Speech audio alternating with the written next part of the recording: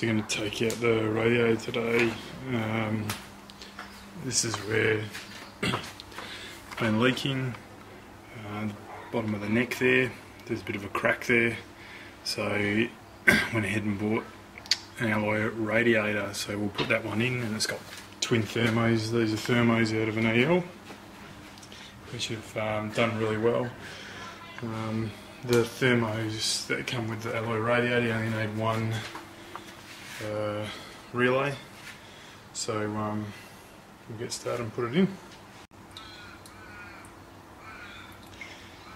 You win some, you lose some. I reckon I spilled about $30 worth of coolant. I was going to reuse it, so I probably caught about maybe a litre. It's a bottom radiator hose, and these are a pain to take off. So I've got it off now. I'm going to take the radiator out and clean up this mess. What a pain in the arse. Anyway.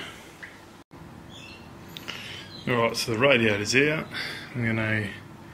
Well, this is the old one here, which did its job. I mean, it was an old radiator with those EL thermo fans, but I think alloy's the way to go now. So I'm going to just clean up a bit of this wiring, because I don't need the two relays over there. I only need one and one connection, and then I'll just clean up all the coolant.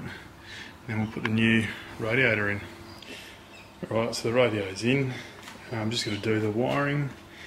Now I'm just going to have to change these brackets. I'll take a little bit off so the radiator cap fits in, and this bracket over here needs to be modified, so I'm just going to get a bit of rubber and grind a bit off the bracket, put the rubber underneath just so it holds it in place. But it's a pretty close fit. Definitely looks the part, so we'll see how it goes with the cooling. Can't remember if this is either 56 or 62 millimeters. I'll find out the exact specs, and it's a 4-row radiator. Alright, we'll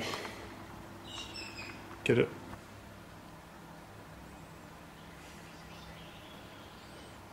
Alright, so the radio's in, thermo fans are in, all wired up.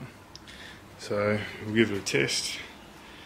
Now, I don't know what the flow rates are on these, but I'm sure they'll be similar to the thermo fan. So should work. I go on, and then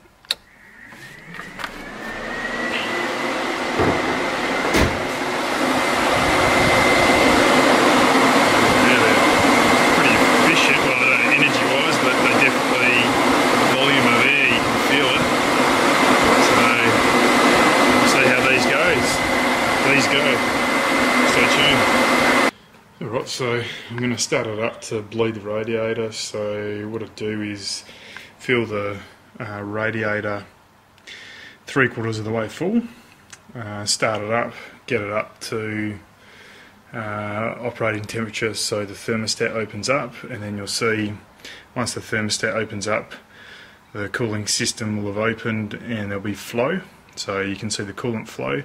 And then once you can see the coolant flow, top it up again so it's at 3/4. That's it, so let's get it started. So the test went well.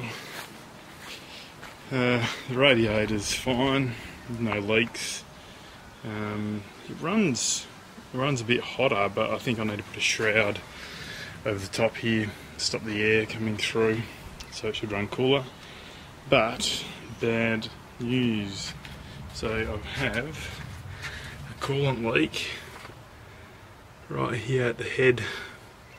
So either means blown head gasket, which I don't think it is because there's still shim gaskets. I think I need to retorque the heads, given that I've built this motor, so would have done maybe 400 k's, 500 k's on it. So I'll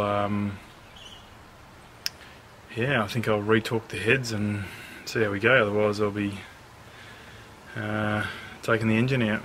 So stay tuned, we'll retorque the heads in the next video.